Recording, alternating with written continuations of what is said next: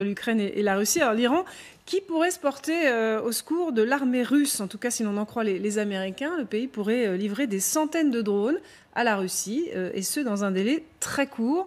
Écoutez l'un des porte-parole de la Maison-Blanche. Nos informations indiquent que le gouvernement iranien se prépare à fournir à la Russie jusqu'à plusieurs centaines de drones, dont des appareils de combat, dans un délai très court. Ces informations indiquent aussi que l'Iran se prépare à former les forces russes à l'utilisation de ces drones et les premières séances de formation débuteront début juillet. Vincent, je vous disais tout à l'heure quelque chose de très intéressant. Vous disiez qu'il faut peut-être voir un rapport entre ce geste de bonne volonté iranien envers les Russes, disons, et la visite de Joe Biden en Arabie Saoudite. Tout est lié, hein, sans sombrer dans les fantasmes complotistes. L'Iran a un objectif prioritaire, être traité avec les égards dus à une superpuissance régionale, voire mondiale.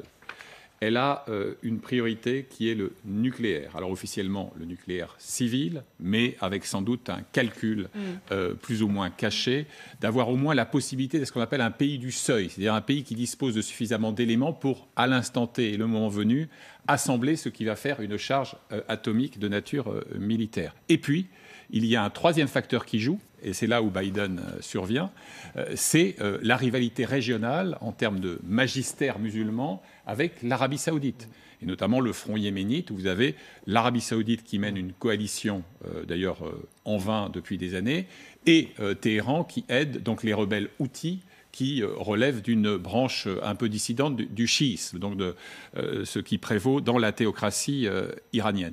Et donc là aussi, on est un peu sur le même modèle que le modèle turc. C'est-à-dire qu'on joue avec tous les instruments de l'orchestre pour faire en sorte de faire avancer son propre agenda.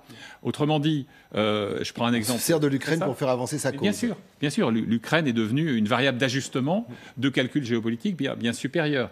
Imaginons par exemple qu'on trouve un accord pour remettre à flot le compromis nucléaire de Vienne, 2015, dénoncé par Trump en 2018. Levée des sanctions américaines, le pétrole iranien revient sur le marché.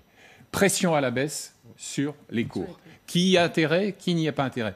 Que fait Biden quand il réhabilite, Macron l'a fait avant lui, Mohammed Ben Salman, le prince héritier saoudien, celui qui a ordonné l'équarrissage à la disqueuse d'un éditorialiste dissident dans l'enceinte du consulat d'Arabie Saoudite. Où ça, tiens, à Istanbul, en Turquie. Bon. Eh bien, il va... grosse opération à la clé d'Erdogan sur cette enquête, notamment. Absolument. Il va à Canossa, donc il va en Arabie Saoudite pour implorer les Saoudiens d'accroître significativement la production de ce qu'on appelle l'OPEP+, c'est-à-dire les pays de l'organisation pétrolière, plus une dizaine de pays qui ne sont pas membres et qui sont associés, dont la Russie. Mais s'il obtient ça, ça ne sera pas gratis pro deo. Il y aura en contrepartie d'abord la réhabilitation et peut-être... Donc, encore une fois, si vous prenez simplement une inconnue de l'équation, il y a plein de choses qui vous échappent. C'est incompréhensible, c'est incohérent, etc.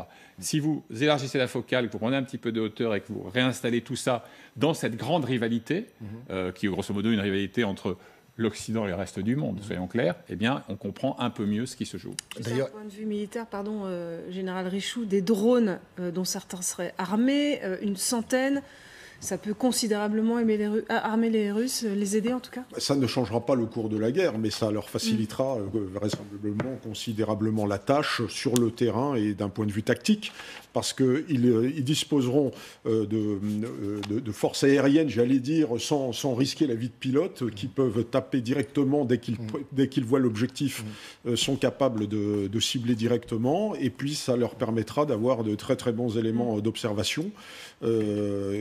Et donc, c'est un avantage tactique considérable.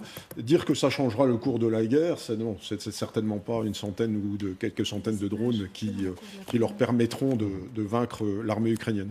Non, mais les Iraniens font clairement monter les enchères. De toute manière, au début de l'invasion, le président iranien a passé un coup de téléphone à Poutine pour lui dire qu'il avait tout son soutien. À l'ONU, les Iraniens ont voté contre la résolution qui condamnait l'agression russe. Ce sont des alliés stratégiques, que ce soit en Syrie ou dans leur anti-américanisme. Mais là, vraiment, on voit qu'on passe un échelon avec des livraisons d'armes à la Russie. Ça, c'est vraiment une façon de faire monter les enchères, d'exister en effet sur la scène internationale, alors où Biden se rend sur place. Avec une petite donnée de politique intérieure iranienne, n'oublions jamais que le véritable détenteur des leviers de l'exécutif en Iran, ça n'est pas le président Ebrahim Raïssi, ni son prédécesseur. C'est le Conseil de la Révolution. C'est surtout le guide suprême, l'ayatollah Ali Khamenei, que l'on sait de santé fragile, mais qui tout d'abord a la main sur le corps des passedarans, les gardiens de la Révolution, l'armée idéologique du régime, qui est bien plus qu'une armée d'ailleurs, puisque il contrôle,